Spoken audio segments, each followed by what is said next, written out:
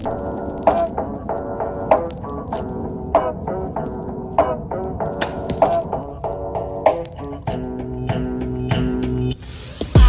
up, guys? Welcome back to another video. Today we're going to be going over my arrow setup. If you watched my last video going over my new bow, the Hoyt RX7 Ultra, I said I'd be going over my arrow setup, and that's what we're going to be doing today, so let's get into it. So I shoot the Easton FMJ, or Full Metal Jacket. I use the 5mm option. I think it's the best option for deer hunting, because it's not like my old arrows were 6.5mm or in diameter, so they're thick, and I didn't want 4mm. Felt like a little too small, so I went the 5, especially for deer hunting. I mean, these arrows will do anything, but for deer hunting, I went with the 5mm. Pack a little bit more punch, and yeah. I shoot a 340 spine, so it's a decent spine, not too stiff, not too flimsy. I have heard people say these arrows bend easily. I haven't had that issue yet, and I've probably shot these arrows a couple hundred times.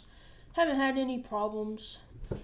Great arrows. I love the look of them. The diamond plating on like a flatbed truck just looks really good to me.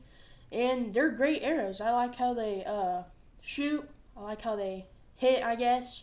They're just great arrows, and I see why everyone's switching to them, because they're great arrows. Next up, we'll go with the broadhead. So I shoot a Q80 Exodus, full blade, 100 grain tip.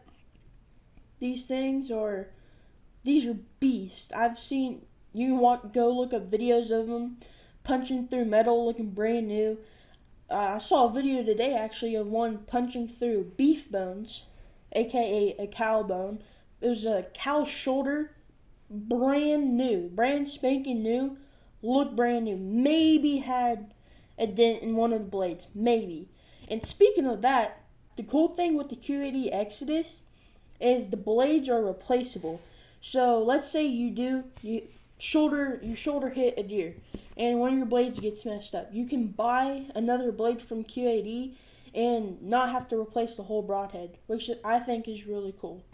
And I went with the full blade because I just want as much carnage as possible. Make the deer die as soon as possible. Make it as ethical as possible. There's nothing wrong with the sweat blades. I just like the full blades. Alright, now for the back. So I run AEE Max vanes. I run a 4-fletch because with the fixed blades, any fixed blades, especially 3 blades like this one, you don't want to have a 3-fletch. And hear me out. So especially if you're like unlucky enough, if you screw your fixed blade on and the blades match with the fletching angles, so let's say this is how it looks, and then your vanes are also boom, boom, boom, they're gonna cancel each other out when flying. So it's gonna make your flight really weird. It's gonna be wonky. It's not gonna spin correctly, and there's gonna be a lot of cancellation on each other. Also, I like it because it's extra steerage. I went with the AE Maxes. A lot of people are switching to the AE Hybrids. Great vane. I prefer the Maxes because it gives me that extra steerage for my arrow and broadhead. Also, it just looks really good. Yeah, it just looks really good. Next up, my wrap. I just run my dealer's wrap. If y'all are watching, it's Gateway Archeries. In Fort Worth, Texas, Gateway Archery. It's just their wrap.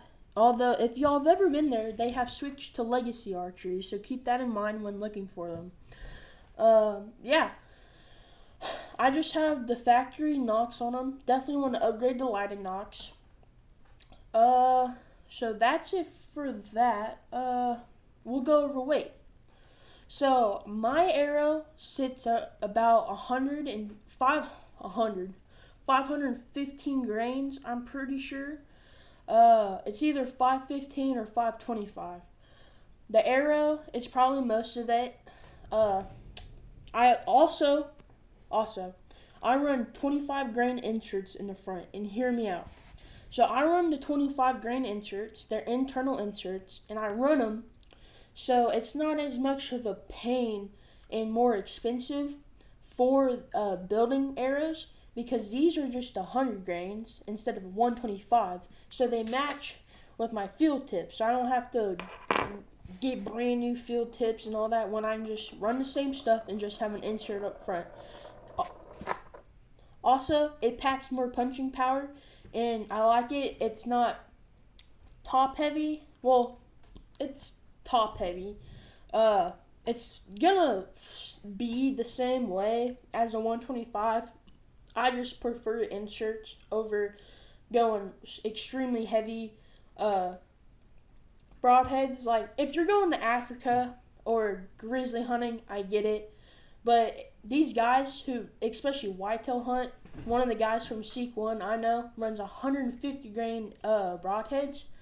I don't see the point to that. I just get an insert and be done with it, not have to do all these things.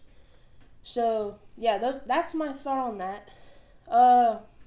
They're cut to 30 inches. My draw length is 29.5, so I probably should have went with 31, but it's fine. And I think that's it for my arrows. I hope y'all liked the video, guys. It was a quick one, I know. It was a quick video. I just wanted to go over it. Hopefully, give y'all further knowledge on next time y'all go out for arrows.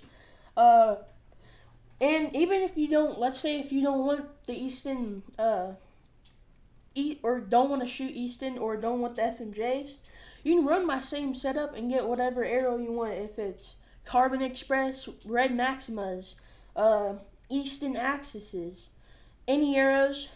If you want, if you're in my position, run any arrows you want. This is just my setup, what I prefer, and why I did what I did on these arrows. So yeah, so thank y'all guys for watching. Hope y'all like it. Go check out my last video on my Hoyt RX7, my brand new bow. That's a banger video. I go watch that. And yeah, so thank you guys for watching. I hope y'all have a blessed day, night, or afternoon whenever y'all are watching this. And yeah, see y'all.